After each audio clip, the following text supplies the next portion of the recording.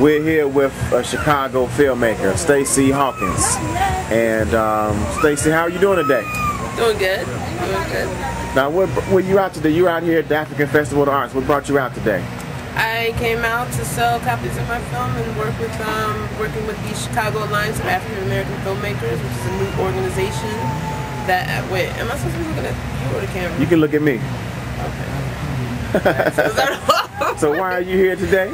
I came out to support the Chicago African American Alliance of Black Filmmakers. Exactly what the Chicago Alliance of African American Filmmakers. A new organization for filmmakers here in Chicago.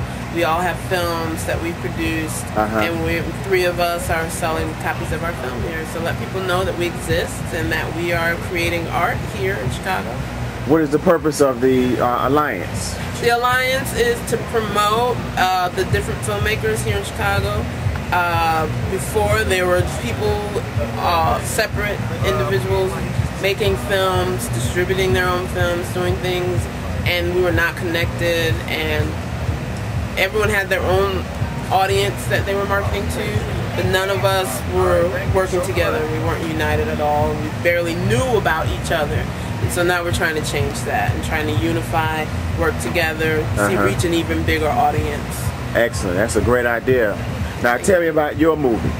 My movie is called The Rise and Fall of Miss Thang. It is a feature that was shot on HD, and it's been playing in film festivals for the last year. It's a romantic drama about a tap dancer who quit when her father died, and now that she's older,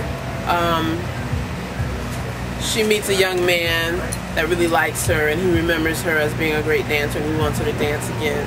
But at the same time, she's competing with lots of conflict from her family and friends as far as, you know, is there a future in dancing, and memories of her father, and trying to deal with her mother and her mother's gambling addiction at the same time. So is it a modern type piece? Is she doing hip hop dance, or is this? It's a modern tap dance film. This is it. Rise and Fall of Miss Thang. The young lady here is Dormisha Sunbury Edwards, and she was the first female dancer first and only, in Bringing the Noise, Bringing the Funk, which is the Broadway show that Savion Glover did. And she's an amazing dancer. Dances in high heels, which is what the guys don't do. She dances in high heels. She dances in high heels, and in my film, she's got. You still a Prince? Right, but she's not tapped in. Dancing in high. That's amazing. In the films. Wow. Yeah. And she had her. She's actually from LA, but right now she lives in New York, and in Chicago. It was 2000s. Imagine, and they were all over the world. That production, and she was in town for that, and I tapped her to be in a. Pun intended, huh? Right, no pun intended.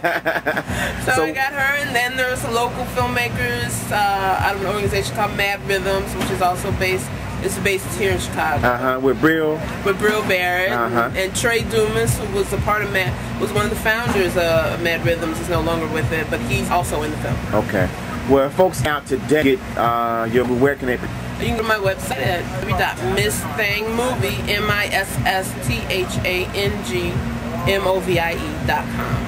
Excellent. So you get more information about the film and order the DVD. Any more screenings here? I'm planning to do one this September. Okay. So it's still in the works. But if you go to Miss Thang Movie and sign up for my newsletter, you'll get the information. All right. Excellent. Thank you. Thank you. As a filmmaker, looking at it from both a artistic standpoint and a historical standpoint, we know folks have like Morgan Freeman and Chris Rock, and even the guy who was on 24. You know, you had portrayal of a black president on TV. Right. But now we have a potential black president. What are your thoughts about that? I think it's amazing, and I'm very hopeful, and I think he will be the next president, and I think he deserves to be. You know, a lot of older people say they never thought they would see it in their lifetime, but honestly, I didn't either, and probably a lot of people didn't.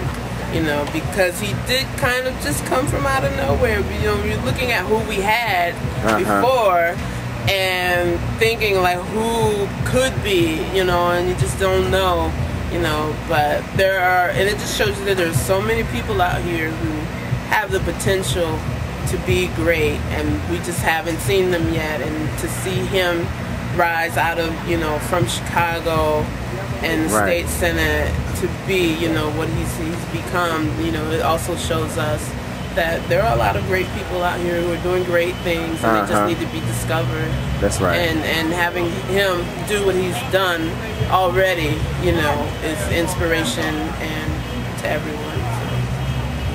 So he's gonna make it. I think he is. You know? What do you think about McCain's pick for vice president? That I haven't heard yet. I know there was just announced today, right? This morning? Yesterday. They did yesterday. It's a white lady from Alaska who has about 18 months experience in politics. The governor. Is she the governor? The governor of Alaska. Because I remember she was on the list. Yes. What do I think about that? 18 months in politics overall, or 18 months as overall. governor? She has 18 months of political experience. I have to see more of what her background was before that. I mean, what was she doing before that? That's a good question. I think folks are now going to be scurrying to find out. You know, from which she came. Does she have like a corporate background, or you know? Yep, I don't know. Community service background. I have no. You know what? I know Alaska.